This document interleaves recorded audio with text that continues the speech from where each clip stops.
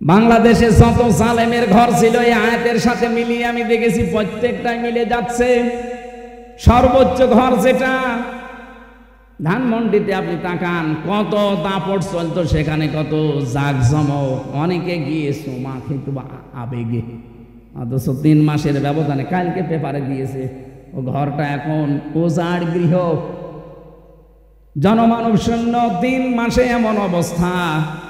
3 বছর যেতে দেন, আবু জেহেলের বাড়ি যদি ইন্টারন্যাশনাল পায়খানা হতে পারে, জালেমদের যে সমস্ত জায়গাতে জুলুম, অত্যাচার, নির্যাতনের জন্যে আয়না ঘর বানিয়েছে, টর্চার সেল বানিয়েছে, গোপন ঘর বানিয়ে মানুষকে নিয়ে পিটাতো, এই জায়গাগুলো আমার আল্লাহ এই দুনিয়াতে মানুষের সামনেই দেখাবে, এগুলো জাতীয় টয়লেট হয়ে যাবে। খাবিয়াতান শব্দের শাব্দিক অর্থ হচ্ছে ভয়ঙ্কর ভাবে আমি আল্লাহ উপস্থাপন করব এই বাড়িগুলোকে, এই ঘরগুলোকে। কারণ কি, বিমা জলামো, এখানে বসে বসে জালেমরা সিদ্ধান্ত নিত। এখান থেকে একটু চিন্তা ভাবনা আসেন আপনার, এই জালেমদের ঘর বাড়িগুলো যদি আজ এই অবস্থা হয়ে যায় মাত্র কয়েকদিনের ব্যবধানে, আগামীতে কোনো মানুষ যদি চেয়ারে বসে আবার এই জালেমদের মতো আচরণ করে, তাদের বাড়ি ঘর আল্লাহ এরকম বিরান ভূমি বানিয়ে দিতে পারে। আমি তো বাস্তব ওয়াজ করছি। কুষ্টিয়ার একজনের নাম বললাম, কয়েকদিন আগে দিনাজপুরে গিয়েছিলাম, কি দাপট তার বাড়ি এখন পর্যন্ত মনে হচ্ছে শয়তানের ঘর হয়ে গেছে।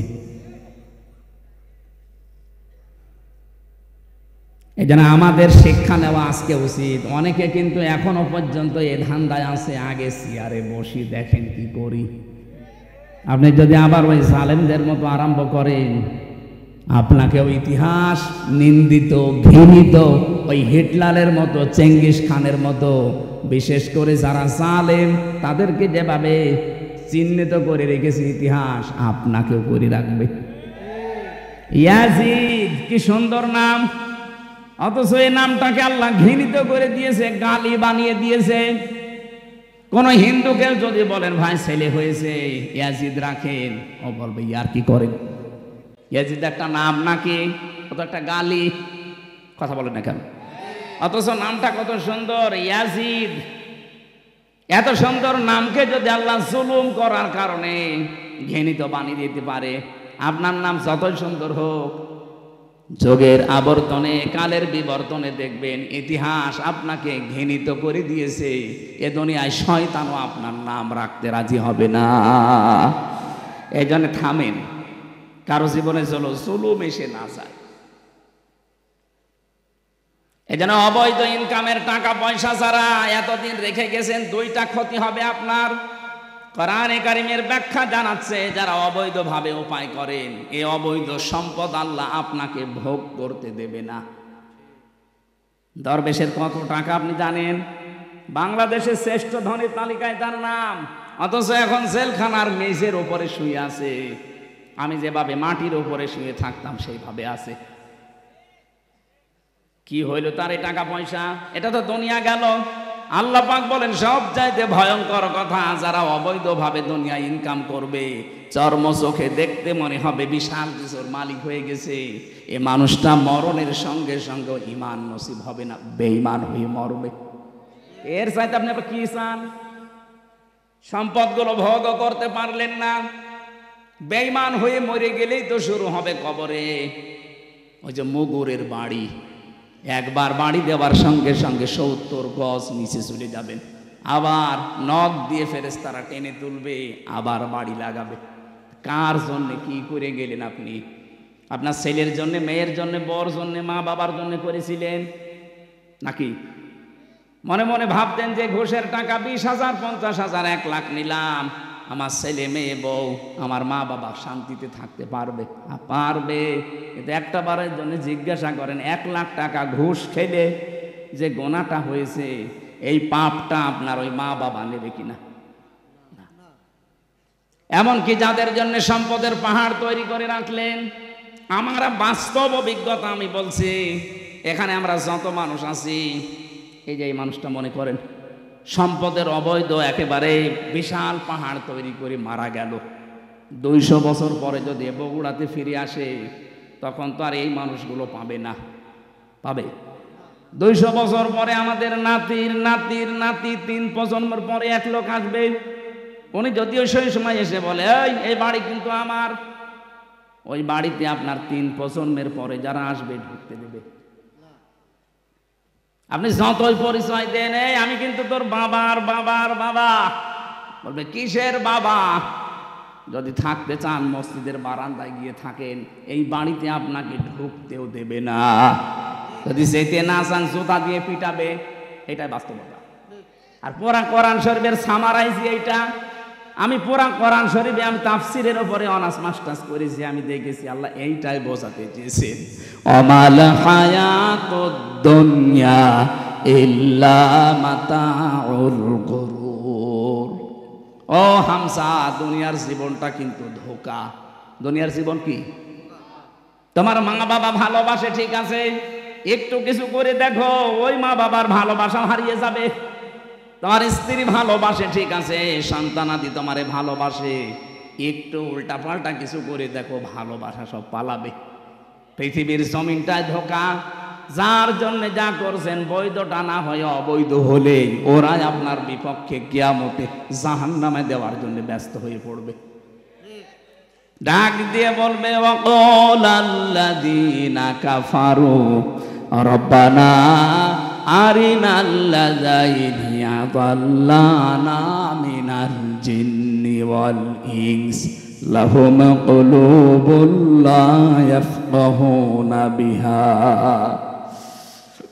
রব্বানা আরিনাল্লাযাইনি আযাল্লানা মিনাল জিন্নি ওয়াল ইনস নাজআলুহুমা তাহতা আকদামিনা লিয়াকুনা মিনাল আসফালিন। আল্লাহকে নিজে ডাক দিয়ে বলবে আল্লাহ এ আমার বাবা, এ আমার বড় ভাই, এ আমার নেতা, এদেরকে আমি দেখিয়ে দিলাম এই মানুষগুলো নিজেদের স্বার্থে আমাদের জন্য বহু কিছু দুনিয়ায় করেছে, ওদেরকে আমরা করতে বলি নাই। দেখিয়ে দিলাম আমাদেরকে যা শাস্তি দিবা শুধু ওদেরকে আমাদের কাছে এনে দাও, তোমার কিছু করা লাগবে না। তাহাতা আকদামিনা, কদমের বহু বচন আকদাম, 5 শব্দের বহু বচন, আল্লাহ 2 দ্বিবচন দিয়েছেন বহু বচন।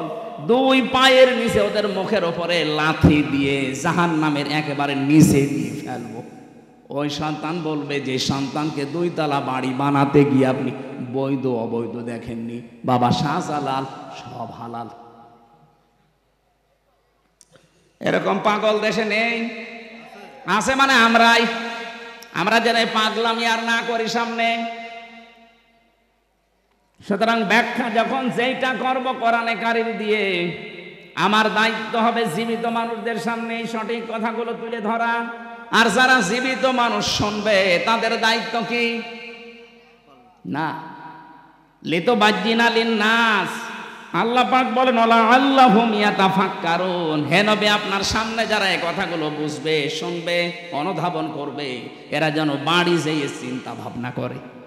সুতরাং শুধু 1 বছর পরে পরে শুনতে আসবেন আর গরুর মতো জীবন কাটাবেন না, শোনার পরে বাড়ি যেয়ে চিন্তা ভাবনা করেন। তাই তো আমি যদি 200 বছর পরে আবার বগুড়ায় ফিরে আসি, আমার নিজের আপনজনরাই তো আমার বাড়ি উঠতে দেবে না। আল্লাহ আমাদেরকে তুমি এই পাগলামি থেকে অন্তত বাঁচাও। এটা হবে, এর প্রশ্নের জবাব আল্লাহ আগেই পাঠিয়ে দিয়েছেন। এরপরও যদি আমরা কেউ ফেল করি, আমার মনে হয় ওরে 5 থেকে নামিয়ে দেওয়া দরকার। কিসে? আল্লাহ আমাদের বোঝ দাও, বলেন আমিন। কোরআনে কারিমের 6666টি আয়াত, মাত্র একটা আয়াত পড়েছি, সূরা হামিম সেজদার 30 নম্বর আয়াত। আমাকে আল্লাহ এই মাথার ভেতরে যে জ্ঞান দিয়েছেন, এই আয়াতে যত কথা আছে আমার কাছে ব্যাখ্যা নোট করা আছে। আমার মনে হয় মরণ পর্যন্ত যদি আয়াতটার ব্যাখ্যা করা হয় তারপরও শেষ হবে না, এত কথা এর ভেতরে লুকানো আছে। আমরা যতটুকু পারি এবার তাফসীর আকারে কথা বলবো ইনশাআল্লাহ। কোরআনে কারিম এবার আহ্বান জানাচ্ছে, ইন্নাল্লাযীনা ক্বালু রাব্বুনাল্লাহ, অবশ্যই যারা এই কথা বলতে পারে আমাদের রব আল্লাহ, সুম্মাস্তাকামু, এর উপরে টিকে থাকে, ইস্তেকামাত পয়দা করে, দৃঢ়তা আনে, অটুট থাকে, অটল থাকে, স্থিতিশীল থাকে। তাতানাজ্জালু আলাইহিমুল মালাইকা, তারা বিপদে পড়লে আমি আল্লাহ গ্যারান্টি দিলাম তাদের জন্য ফেরেশতা নাজিল করি ও সাহায্য করব। আমি জানি এ কথা শোনার পরে আমাদের 100% বিশ্বাস অনেকেরই নেই। আল্লাহ যে মুমিন বান্দারা বিপদে পড়লে সাহায্যের জন্য ফেরেশতা পাঠাতে পারে, এটার বিশ্বাস আমাদের এখনো তৈরি হয়নি। খালি শুনি সেই জন্মের পর থেকে যে বিপদে পড়লে মুমিনদের জন্য আল্লাহ ফেরেশতা পাঠায়, কোনদিন তো চর্ম চোখে দেখি না, এই জন্য আমাদের বিশ্বাস হয় না। আল্লাহ রাব্বুল আলামিনের কথাগুলো আমাদেরকে বিশ্বাস করা লাগবে কি 98% না 100%? তাহলে 100% বিশ্বাস করলে আজকের এই আয়াত থেকে কয়েকটা সিদ্ধান্ত নিয়ে বাড়ি যাওয়া লাগবে। ফেরেশতা একটা দুইটা না, মালাইকা বহু বচন। মালাক আল্লাহ দেননি। তাতানাজ্জালু এটা মুজারে, বর্তমান, ভবিষ্যৎ, প্রেজেন্ট, ফিউচার। আল্লাহ পাক বলেন ফেরেশতা মণ্ডলী আসার পরে বলবে আল্লাহ তাখাফু ওয়ালা তাহজানু, কোনো ভয় নেই, কোনো চিন্তা নেই। কিসের ভয়, কিসের চিন্তা, এই দুইটা শব্দের ব্যাখ্যা আজকে করব আমরা। কিসের ভয় নেই, ফেরেশতারা বলে কিসের চিন্তা নেই। ওয়াবশিরু বিল জান্নাতিল্লাতী কুনতুম তুআদুন, তারা জান্নাতের সুসংবাদ নিয়ে আসে, ওই জান্নাত যার ওয়াদা আল্লাহ তোমাদের সাথে করেছেন। জোরে বলে সুবহানাল্লাহ। এটা ছিল আয়াতের বাংলা অর্থ। এবার আসে আমরা ব্যাখ্যার দিকে যাই। আমার মনে হয় আপনারা বুঝতেছেন তো নাকি? হ্যাঁ বুঝতেছে। প্রথম শব্দে ছিল ইন্নাল্লাযীনা, ইসমে মাউসুলা দিয়েছেন আল্লাযীনা, এর আগে ইন্না দিয়েছেন।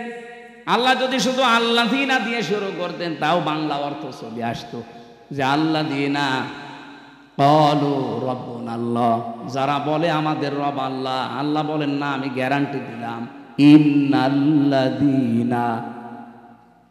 বাবা মাঠে যাওয়ার আগে সন্তানকে বলছে আমি মাঠে গেলাম, দুপুরবেলা খাবার নিয়ে যাবে। সারাদিন পরিশ্রম করে বিকালে এসে দেখছে ছেলে খাবার নিয়ে যায়নি, মার্বেল খেলছে। কি বাবা তো খুব খুশি হবে।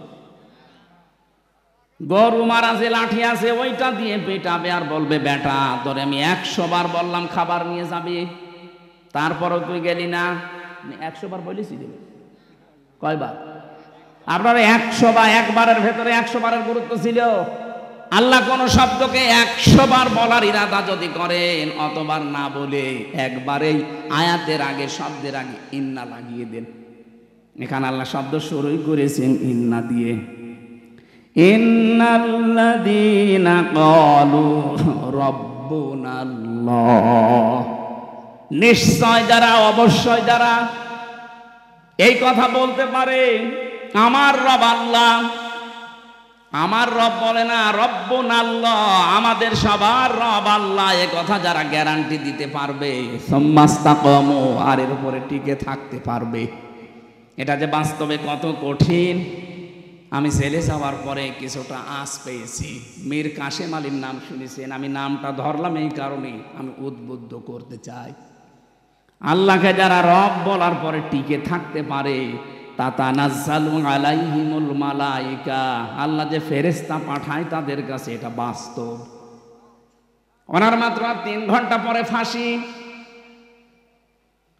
ওনার যে দায়িত্বে ছিলেন কারারক্ষী কুতুব ভাই, আমারও ওই দিন দায়িত্বে ছিলেন, আমাকে এসে বলছে ভাই শহীদ মীর কাশেম আলী। আমি তখন নামাজের ভেতরে এই তেলাওয়াত করছিলাম এশার নামাজে, ইন্নাল্লাযীনা ক্বালু রাব্বুনাল্লাহ। নামাজ শেষ হওয়ার পরে উনি আমার সামনে দাঁড়িয়ে আমার বলছে হামজা ভাই যে আয়াতটা পড়লেন, এই আয়াতটা যে কত বাস্তব এটা আমি নিজে চোখে দেখেছি শহীদ মীর কাশেম আলীর জীবনে। লোকটার মাত্র 3 ঘন্টা পরে ফাঁসি। আমি ওনাকে জানাতে আসলাম যে স্যার সময় নেই, মাত্র 3 ঘন্টা আছে, আপনি প্রস্তুতি নিন।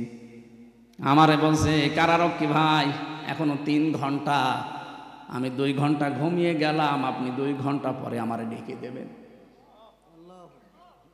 ও আমারে বলছিল যে ভাই যার 3 ঘন্টা পরে ফাঁসি যার ছেলে ব্যারিস্টার গুম হয়ে আছে, আরমান 8 বছর গুম হয়ে আছে, ও জানেই না যে বেঁচে আছে না মরে গেছে। তাও যে নর্মাল পাগল ছাগল হলে তো হয়তো ব্যারিস্টার।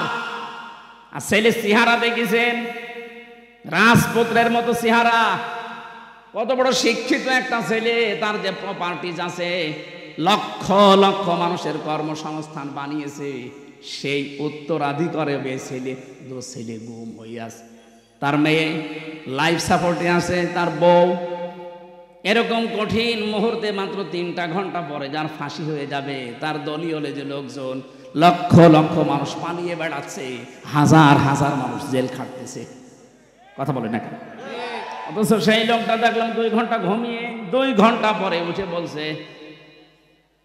গোসল করলো, ওযু করার পরে বিস্কিট বের করে বলছে, ফাঁসি তো হয়ে যাবে, বিস্কিট খাবেন আপনি। কারারক্ষী কুতুবউদ্দিন বলছিল, না আমার খাওয়া লাগবে না, আপনি তাড়াতাড়ি রেডি হয়ে নেন। নতুন জামা পায়জামা বের করলেন ব্যাগের ভেতর থেকে, সবগুলো পরার পরে বলছে, ফাঁসির যে পোশাক আছে ওইটা কি পরাবেন, নাকি আমি যা পরেছি এইটাই নিয়ে যাবেন?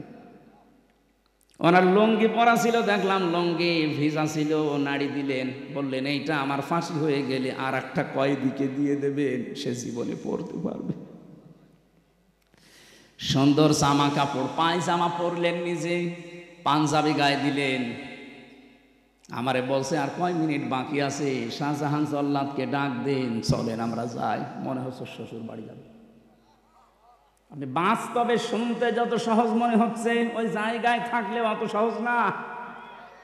আমার মতো একটা সাধারণ মানুষ, 3টা বছর মাত্র আমি এমনি যোগাযোগ বিচ্ছিন্ন ছিলাম, তাছাড়া আমার সেই রকম অত্যাচার করে না, করেছে হালকা পাতলা, আমার তুলনায় কিছুই না। কত মানুষকে নখ তুলে নিয়েছে আমার সামনে, কত মানুষকে ডিম দিয়েছে আমার সামনে, ওই তুলনায় তো আমার অত কিছু না। তারপরও আমি শুধু জেলখানায় বসে ওই 24 ঘন্টা সেলের ভেতরে বসে থাকতাম, তাই আমার ঘুম আসে না, ঘুমের বড়ি খাওয়া লাগে। অথচ তার 3 ঘন্টা পরে ফাঁসি, ওই লোকটা 2 ঘন্টা আরামে ঘুমাচ্ছে। আমারে বলছিল, ভাই ওনার ঘুম আসলো কি করে? আমি বললাম, এই যে আয়াত পড়লাম নামাজে, এইটার কারণে। যারা আল্লাহকে সত্যি মন থেকে রব বলার পরে টিকে থাকতে পারে, যত ঝড় ঝাপটা আসুক না কেন, দুনিয়া একদিকে, আমার রব একদিকে, এই সিদ্ধান্তের উপরে যারা অটল থাকতে পারে, অটল থাকতে পারে, কোরআন গ্যারান্টি দিচ্ছে, তাদের বিপদে আপদে আল্লাহ ফেরেশতা নাজিল করে। অবশ্যই ফেরেশতা তার কাছে এসেছিল, মাস্ক নিয়ে এসেছিল, নয়তো এই 2 ঘন্টা তার ঘুম আসার কথা না। কারণ আমি নিজের সাক্ষী, ঘুমের বড়ি সিটাক্সিন খেয়ে, কষি আম খেয়েও আমার ঘুম আসে নাই। খালি আমার ওই ছোট মেয়েটার চিন্তা হতো কি করছে সে, অথচ তার নিজের ছেলে গুম হয়ে গেছে। আমার মেয়ে তো মাটির সাথে কথা বলে, ওই সময় 7 মাস রেখে এসেছিলাম, ও তো মরে গেল, অসুবিধা। এই কঠিন পরিস্থিতিতে আপনি বলেন তো, ফেরেশতা যদি তার কাছে এসে পরের এই 2টা শব্দ না শোনাবে, আল্লাহ তাখাফু ওয়ালা তাহজানু, 1 নম্বরে বলেছে ভয় পাবেন না, চিন্তা করবেন না। কিসের ভয় পাচ্ছেন? ফাঁসি। ওই যে জান্নাতের সিঁড়ি দেখা যাচ্ছে, এখান থেকে শুধু এই জামানা বাদ দিয়ে আর একটা জগতে যাবেন, ওই সিঁড়ি দিয়ে আপনি জান্নাতে প্রবেশ করবেন। 2 নম্বরে ওয়ালা তাহজানু, চিন্তা করবেন না। কিসের চিন্তা? হয়তো আপনার চিন্তা আসতে পারে, আমি যদি এখন মারা যায়, ফাঁসি হয়ে যায়, আমার ছেলেটা তো গুম হয়ে আছে, আমার পরিবার কে দেখবে? আমার এত বড় বড় ব্যবসা, আপনার আর কয় টাকা আছে? মীর কাশেম আলী বাংলাদেশে 5 জন ধনী থাকলে এরকম অবস্থায় ছিল একজন। লক্ষ লক্ষ মানুষকে কর্মসংস্থান তৈরি করে দিয়েছে। কোন পর্যায়ে ছিল বলেন তো সেই লোকটা?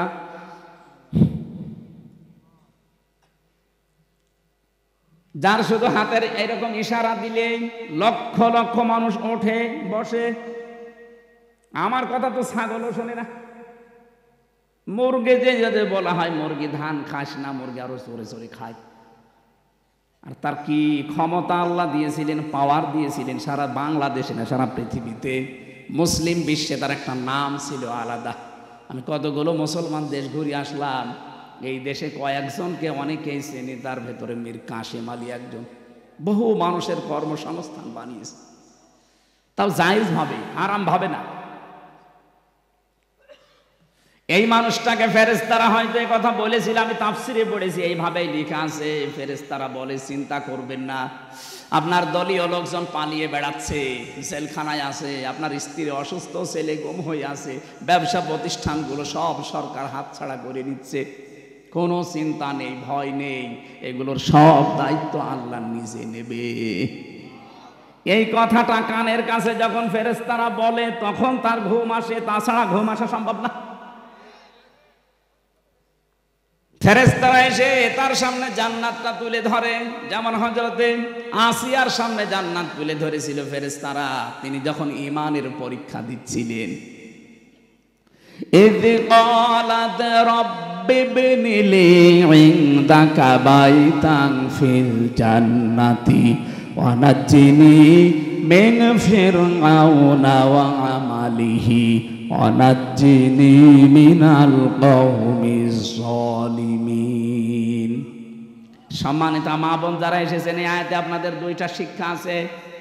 মেয়েরা এসেছে, আমার মা বোনেরা, অনেকে মনে করে আমি নামাজ পড়ি, রোজা রাখি, কালো বোরকা পরে বেড়াই, আমি জান্নাতে যাব না, যাবে কে? না। হযরতে আসিয়ার দিকে তাকান, এত বড় কঠিন পরিস্থিতি, তার ঈমানের উপরে টিকে থাকতে গিয়ে তার হাতের ভেতরে পেরেক লাগিয়েছে তার নিজের স্বামী ফেরাউন, তার কপালে পেরেক লাগিয়েছে, পায়ের ভেতরে ছলাকা লাগিয়েছে, মাথার উপরে গরম তেল ঢেলে দিয়েছে, চুলগুলো সব উঠে গেছে। কঠিন পরিস্থিতি যখন চলছিল, আল্লাহ নিজে ফেরেশতা জিবরাইলকে বলছে জান্নাত তুলে নিয়ে আমার বান্দির সামনে ধর। হযরতে আসিয়া জান্নাত দেখার পরে ডাক দিয়েছিলেন,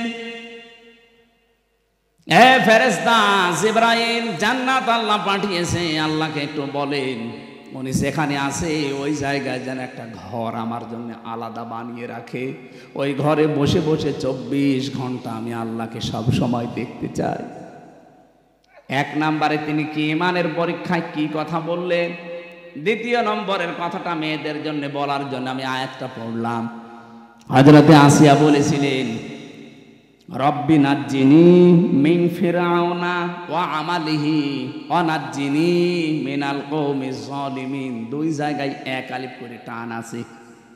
হযরতে আসিয়া বলেছিলেন, হে আল্লাহ, আমার স্বামী ফেরাউন নিজে জুলুম করছে, লোকজন দিয়ে করাচ্ছে, এই জুলুমের যে বিভৎস অত্যাচার সীমা লঙ্ঘন করে ফেলেছে, আমি জীবিত অবস্থায় আমার শরীরের ভেতরে শলাকা, পেরেক, আমার মাথার চুলগুলো সব তুলে ফেলেছে, আমার লজ্জা স্থান ওরা বর্ষা মারবে বলে রেডি হয়ে আছে।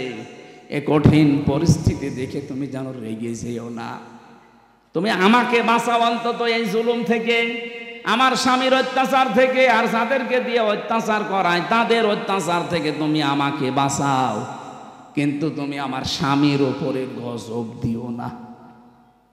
চিন্তা করেছেন কোন অবস্থায় দোয়া করছে?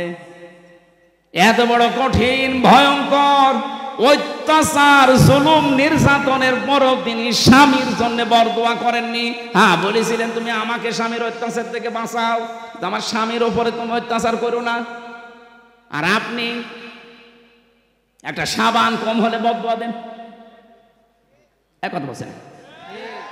এরকম বহু দেশে নেই, সারাটা জীবন আমরা শেষ করে দেই। আর একটা শাড়ি যদি একটু কম দামি হয়, খোঁটা দিয়ে আমার খোঁটা বের করে ফেলে, বলে আপনার কাছে এসেছি বলে আমি কিচ্ছু পেলাম না। এই কথা যারা বলবে মুখ থেকে, ওর সঙ্গে সঙ্গে পেছনের আমল আকলাক আল্লাহ সব ধ্বংস করে দেবে। ফেরাউনের স্ত্রী যদি এত কঠিন অবস্থায় ওর স্বামীর জন্য বরদোয়া না দেয়, আপনি একটা শাড়ির জন্য বরদোয়া দিয়ে দিলেন, আপনি মানুষ, আর আপনি জান্নাত যাবেন। বহু মেয়েকে আমি এই বাংলাদেশের সাথে মিলিয়ে, হাদিসের সাথে মিলিয়ে দেখতে পাচ্ছি।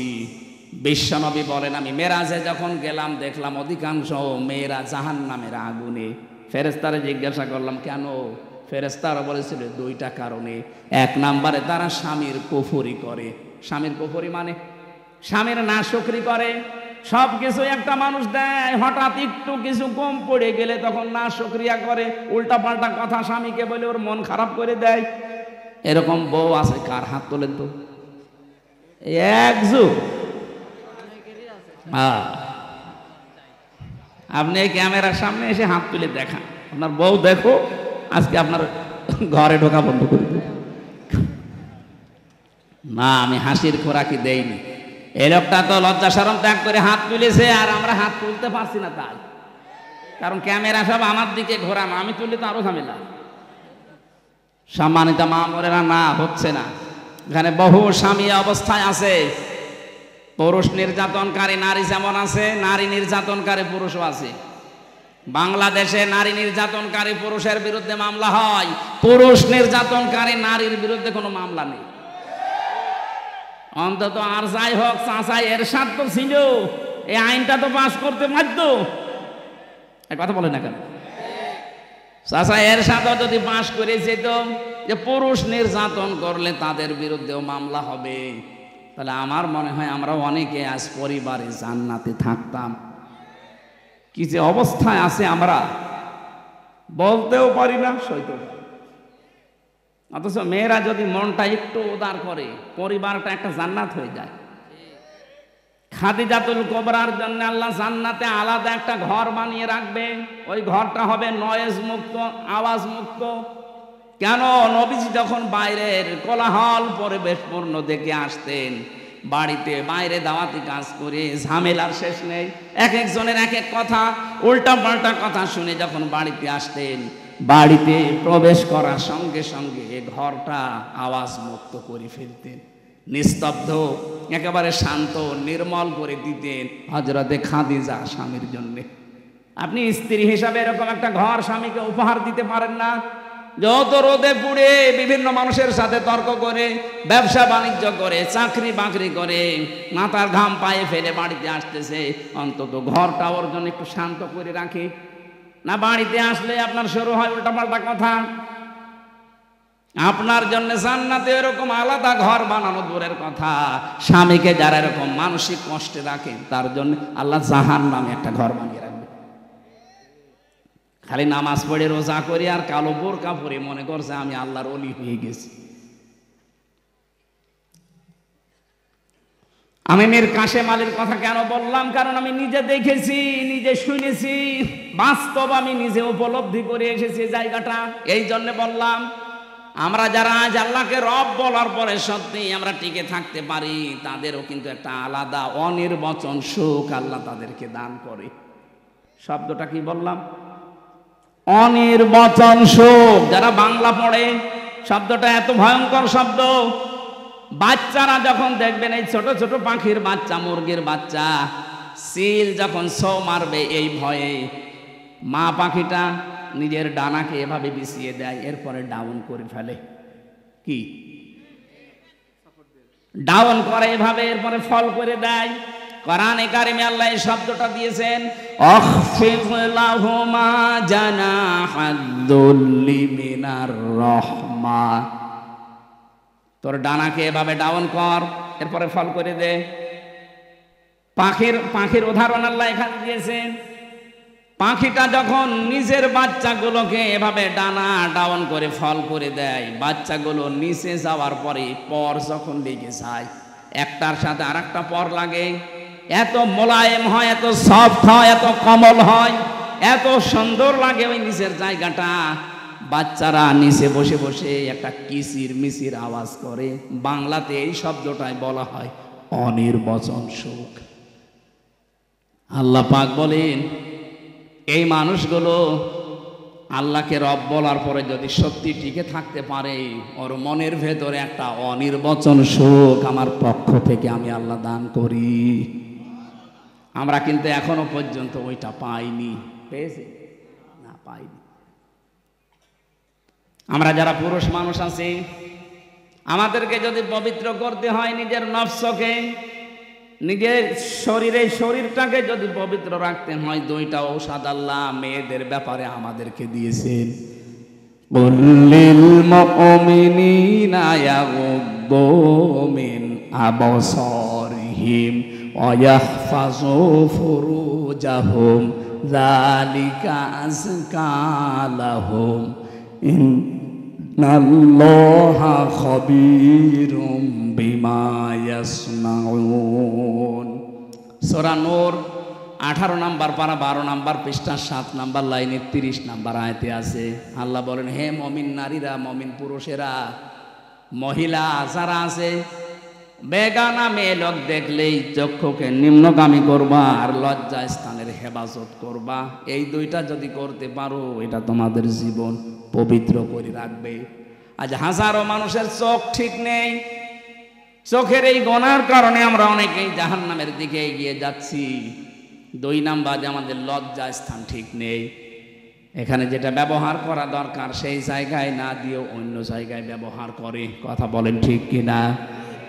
এর জন্য অনেক মেয়ে লোক দায়ী আছে। একটা মেয়ে লোককে আল্লাহ যা দিয়েছে, সে যদি তার স্বামীকে উজাড় করে দিতে পারে, আমার মনে হয় কোনো দিন কোনো স্বামী তার বউ ছাড়া অন্য কোনো জায়গায় লাইন করবে না। দেখলে, তার মানে এই এলাকায় লাইন চলছে। সম্মানিত মা বোনেরা, আপনার স্বামী কিন্তু এখানে বসে আছে, তার মানে এই ঝামেলায় আছে। আপনাকে আল্লাহ যা দিয়েছে আপনার স্বামীর জন্য দিয়েছে, সুতরাং উজাড় করে দেবেন, সে যেন অন্তত পরকীয়া প্রেম না করে। আর আমরা যদি বাঁচতে চাই, এই 2টা ঔষধ আজকে থেকে অ্যাপ্লাই করা লাগবে।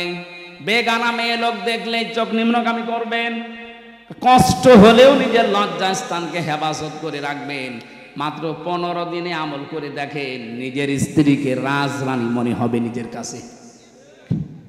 এটা পরীক্ষিত আমল।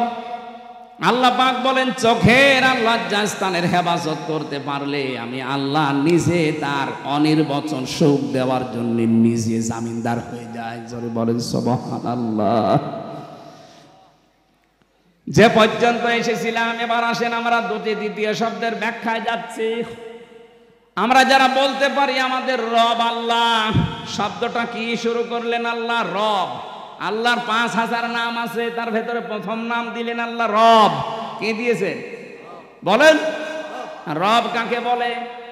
নেই থেকে, আমি আবার বলছি, নেই থেকে ধীরে ধীরে পূর্ণতায় যিনি পৌঁছিয়ে দেন, তার নাম আরবিতে বলা হয় রব। আমি কি ছিলাম বলেন তো? নেই। কি ছিলাম? 33 বছর বয়স এখন আমার। 34 বছর আগে আমি কি ছিলাম? নেই। এই কথা বলেন না কেন? আল্লাহ পাক আমাকে প্রথমে রব শব্দটা দিয়ে যায় স্মরণ করিয়েছে। হাল্লা তাআলাল ইনসানি হিনুম মিনাদ দাহরি লাম ইয়াকুন শাইআম মাযকুরা। আমি ব্যাখ্যা করেছি, তাফসির থেকে লিখেছি এগুলো, তাফসিরে ইবনে কাসির আর ফি জিলালিল কোরআন। রবের প্রথম অর্থ হচ্ছে সৃষ্টিকর্তা। সূরা আলাকে যে প্রথম আয়াত পড়েন, ওর ভেতরে দলিল দেওয়া আছে, ইকরা বিসমি রাব্বিকাল্লাযী খালাক। পড়ো তোমার ওই রবের নামে যিনি তোমাকে বানিয়েছে। তাহলে রবের প্রথম অর্থ সৃষ্টিকর্তা, স্রষ্টা। আমাদের স্রষ্টাকে আরো জোরে, যারা রব হিসাবে আল্লাহকে মানবে, তাদের এই দুর্বল জায়গায় আল্লাহ একটু আঘাত দিয়েছেন। তুমি কিন্তু নেই ছিলে, নেই থেকে আমি আস্তে আস্তে তোমাকে আজ হামজা বানিয়ে এই চেয়ারে বসিয়ে দিয়েছি। 2 নম্বরে রবের ব্যাখ্যায় পেয়েছি, রব মানে রিজিক দাতা। শুধু আমাকে সৃষ্টি করে শেষ করে দেননি, আমাকে রিজিকও দিয়েছেন। মায়ের পেট থেকে শুরু করে এখনো পর্যন্ত রিজিক দিচ্ছে কে? দলিল দেওয়া আছে সূরা জুমারের 50 নম্বর আয়াতে। এক একটা শব্দে এত কথা ব্যাখ্যা করা আছে, আমি রাত বেশি হয়ে যাচ্ছে বলে সামারাইজ করে ফেলছি। 3 নম্বরে রব মানে মাবুদ, যিনি ইবাদত পাওয়ার একচ্ছত্র মালিকানা, তার যোগ্যতা আছে। পৃথিবীতে বহু কিছু আছে, তারা ইবাদত পাওয়ার জন্য চেষ্টা করেছিল, নিজেকে দাবি করেছিল, কিন্তু ইবাদত পাওয়ার যোগ্যতা তাদের ছিল না। ফেরাউন নমরুদেরা নিজেরাই খোদা দাবি করে বলেছিল, আমার ইবাদত করো। আল্লাহ পাক বলেন না, ইবাদত পাওয়ার যোগ্যতা শুধু আমার, কারণ আমি বানিয়েছি তোদেরকে আমার ইবাদত করার জন্য। এই ব্যাখ্যাটা দিয়েছেন সূরা জারিয়ার 56 নম্বর আয়াতে, ওমা খালাকতুল জিন্না ওয়াল ইনসা ইল্লা লিয়াবুদুন। 4 নম্বরে রব মানে আইনদাতা। আমি শুধু তোকে ইবাদত আমার করবি কিভাবে, আমার আইনগুলো মানার মাধ্যমে। 500 আইন আমি তোকে দিলাম, শরীয়তের বিধান, আইন, নিয়ম নীতি। আমার বাংলাদেশে আমরা মাত্র একটা আইন মানি, তাও পূর্ণাঙ্গ না, অর্ধেক। অথচ কোরআনে আইন আছে 500। আমি একটাও যদি মানলাম, এখনো 900 কি 499টা বাকি আছে। আপনি রব মানেন কি করে? কবরে যাওয়ার পরে তো বলবে মার রব্বুকা। বাঙালি হিসাবে যদি বলে ফেলেন রব্বি আল্লাহ, ফেরেশতারা বলবে দাঁড়া, রব মানে 4 নম্বরে আইনদাতা। আল্লাহর কোন কোন আইন মানতিস একটু বলতো, ধরা খেয়ে যাবেন। 5 নম্বরে রব মানে অভিভাবক, এটা আনাম 102 নম্বর আয়াতে আছে। রব শব্দের ভেতরে যে 5টা অর্থ, 19টা পেয়েছি, সামারাইজ করে আমি 5টা বেশি ব্যবহার হয় পুরা কোরআনে, এই জন্য এগুলো লিখলাম। আপনি একটা একটা করে মিলিয়ে দেখবেন। সৃষ্টিকর্তা, এরপরে সৃষ্টিকর্তার পরে তিনি আমাদের রিজিক দিয়েছেন, এরপরে তিনি আমাদের ইবাদত পাওয়ার একচ্ছত্র মালিকানার যোগ্যতা নিয়ে বসে আছেন। 4 নম্বরে তিনি আইন দিয়েছেন আমাদের চলার জন্যে। 5 নম্বরে তিনি আমাদের অভিভাবক। এটা যদি বিশ্বাস নিয়ে পড়তে পারতাম আর মানতে পারতাম, আমেরিকাকে আজ আমরা অভিভাবক মনে করতাম না, ভারতকে অভিভাবক মনে করতাম না, জাপানকে অভিভাবক মনে করতাম না। যেই কথাগুলো আমরা বলেছি, এই 5টা অর্থের ভেতরে সব যেন আল্লাহ সামারাইজ করে এর ভেতরে ঢুকিয়ে দিয়েছেন। এই 5টা যারা জীবনে মানতে পারবে, আল্লাহ বলেন 2 নম্বরে সুম্মাস্তাকামু, টিকে থাকা লাগবে এর উপরে। ঝড় ঝাপটা আসবে আল্লাহর আইন মানতে গেলে, না আসবে না? আসবে। আপনাকে টিকে থাকা লাগবে। যদি সত্যি টিকে থাকতে পারেন, ফেরেশতা আসবে সাহায্যের জন্য, মাস্ট বি। আল্লাহর ঘোষণা মিথ্যা হয় না। আমরা ওই পর্যায়ে যেতে পারি না, এই জন্য আল্লাহর সাহায্য পাই না। ভয় নেই, চিন্তা নেই, এই কথা বলতে আসবে। ওয়াবশিরু বিল জান্নাহ, সুসংবাদ দিতে আসবে ওই জান্নাতের, যার ওয়াদা আল্লাহ নিজে কোরআনে কারিমে করেছেন। এই আয়াতগুলো এইভাবে আমল করার মাধ্যমে আল্লাহর পুরস্কার, আল্লাহর সুসংবাদ, যেটা মরণের আগে তিনি ফেরেশতার মাধ্যমে আমাদেরকে দেবেন, সবার জীবনে আল্লাহ ওই পর্যায়ে যেন তুলে দেন। বলেন আমিন। মানুষের ঠিক মতো বসার আগে আদায়ের ব্যাগ দেওয়ায় আদায় কিছুই হয় নাই। এখন আবার ফের করা লাগবে। ব্যাগটা যাবে, যারা ব্যাগ নিয়ে যাচ্ছে আপনারা দয়া করে টাকা পয়সা যারা এনেছিলেন, আগামীতে যেন এটা বন্ধ হয়ে না যায়। অন্তত 100 বছর হোক, আর 4 বছর হলে 100 বছর হয়ে যাবে। যারা যাচ্ছে, টাকা যদি আপনার কোরআনের এই প্রচারে খরচ না হয়, তো কোথায় খরচ করবেন টাকা? ওই দরবেশের মতো টাকা নিয়ে কবরে যাবেন? যারা টাকা দেওয়ার মতো আছেন, 2 টাকা হলেও দিয়ে যাবেন। এই জানতো কয়েকজন যাচ্ছে ভেতরে, কই লোক কই? এই জানতো, তাড়াতাড়ি যান। এদের যেন ঋণই রাখবেন না, তাহলে আগামী বছর এরা ভয় হাওয়া সারিয়ে ফেলবে, আর করবে না। ওই যারা যাচ্ছে আপনারা কিছু না হলেও কিছু দেন। সুবহানাল্লাহ, আলহামদুলিল্লাহ, লা ইলাহা ইল্লাল্লাহ, সুবহানাল্লাহ। চাকরি শেষে প্রভিডেন্ট ফান্ডে টাকা নেওয়া জায়েজ আছে কিনা? 100 ভাগ জায়েজ আছে। যেহেতু 13 ভাগ সুদ হিসাব করে চাকরির শেষে টাকা দেয় না, আপনার এই টাকা নিয়ে ওরা বিভিন্ন জায়গায় খাটায়, ওখান থেকে যে টাকাটা লাভ হয় ওইটা দেওয়ার নিয়ম। আমরা এই যে ব্যাংকিং ব্যবস্থার মাধ্যমে, এখন প্রশ্ন দিলেন, এটা আরো আগে দিতে পারলে আমি ব্যাখ্যায় যেতাম। আগামীতে কোনো জায়গায় আসলে এটা বিস্তারিত একটা ব্যাখ্যা আছে সূরা বাকারায়। আমরা এখন প্রশ্নের উত্তর দেওয়ার আর এখন আর সময় নেই। যারা টাকা পয়সা এনেছিলেন অবশ্যই আপনারা দিয়েছেন। আমি 11টা বাজে এখন শেষ করে দোয়া করার মাধ্যমে শেষ করে বিদায় নিতে চাচ্ছি। কালকে দিনের বেলায় আছে সকাল 10টায় সেই জামালপুরে, এই জন্য আমি শেষ করলাম। আল্লাহুম্মা আমিন। লা ইলাহা ইল্লা আনতা সুবহানাকা ইন্নী কুনতু মিনাজ জালিমিন। এই মোনাজাতটা বসে করে যান, 96 বছর চলছে এখানে, বসেন। মোনাজাতের পরে আমার জেলখানায় লিখিত কিছু বই আছে, গাড়িতে পাওয়া যায়, যাওয়ার সময় নিয়ে যাবেন। অনেক তথ্য দেওয়া আছে এই সৃষ্টি জগৎ নিয়ে। ওই গাড়িতে আছে, সাদা গাড়িতে যাওয়ার সময় নিয়েছেন।